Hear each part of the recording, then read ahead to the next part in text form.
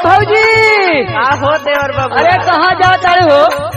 का बताए, खेत कियारी है देखे जात है, कुल परती परल बा हो। परती परल बा और का? अरे का करे परती छोड़ ले हो, हमरी से जोतवा लो का। अरे तो हमें ना पता रहा कि तू ट्रैक्टर ले ले है या नहीं। अरे ट्रैक्टर तो हमार जवन बा 2 साल हो गए हो। तो ऐसा न कहन न फरवा लेके चलिए होता हो। न फरवा?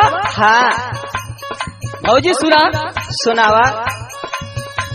हे नो फरवा से साफ नाही होई तोर सीवनवा रोटा बेटर से जोताला।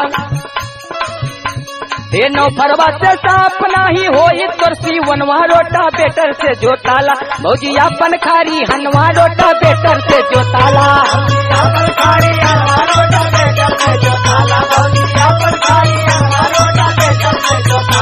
हे देवर बबुआ, का हो?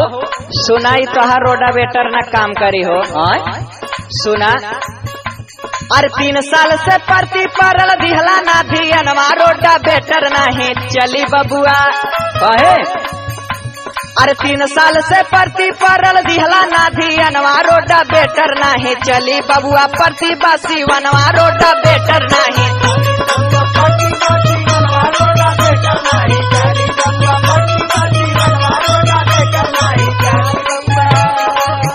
तो भौजी का हो? ई बतावत 3 साल से पड़ती एकदम तो लागे झुराएगा होई। अरे पूछा मत, तो ऐसे बंजर कुल परल बा हो। सुना, सुनावा। कोनो परेशानी भौजी हमरा के बतावा।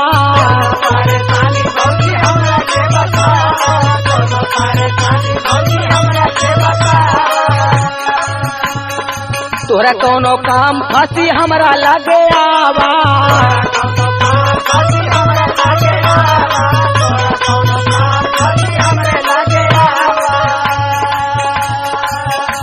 हर जब तक भैया नाही बाटे करबई हम धियनवा रोटा वेटर से जोताला।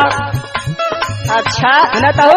सुनत है हो। जब तक भैया ना आए बाटे तब तक जौन बा कोनो परेशानी कोनो दिक्कत होए हमरे लगे आए के जौन बा बताइबू तो हर काम हो जाई। अच्छा, जब तक भैया नाही बाटे करबई हम धियनवा रोटा बेटर से जोताला। भौजी अपन खारी हनवा रोटा बेटर से जोताला।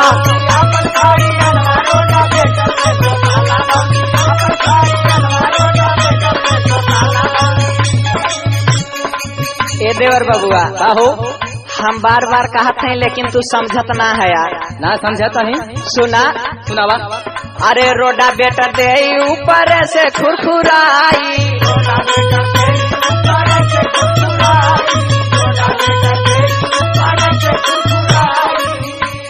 अरे नौ फरवा रही पूछा अंदर तक जाई।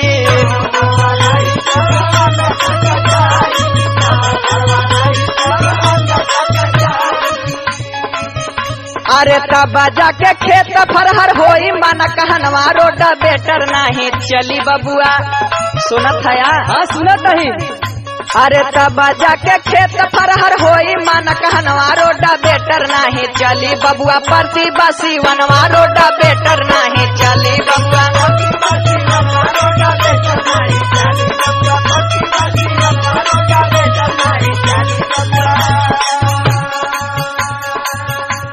ठीक है भौजी, ले चलब सारे के 9 फरवरी से जोती देवे। ठीक बा हो।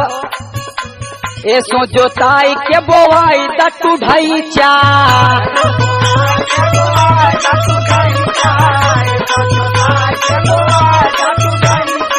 सही कहा था हो, ढांचा बोआ दे अगले साल बढ़िया खेती। अगले फसल में भौजी बढ़िया मिली पैसा।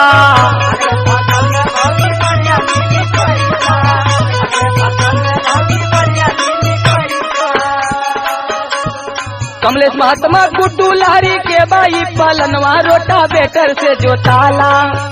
अच्छा, कमलेश महात्मा गुड्डू लहरी के बाई पलनवा रोटा बेटर से जोताला। भौजी अपन खारी हनवा रोटा बेटर से जोताला।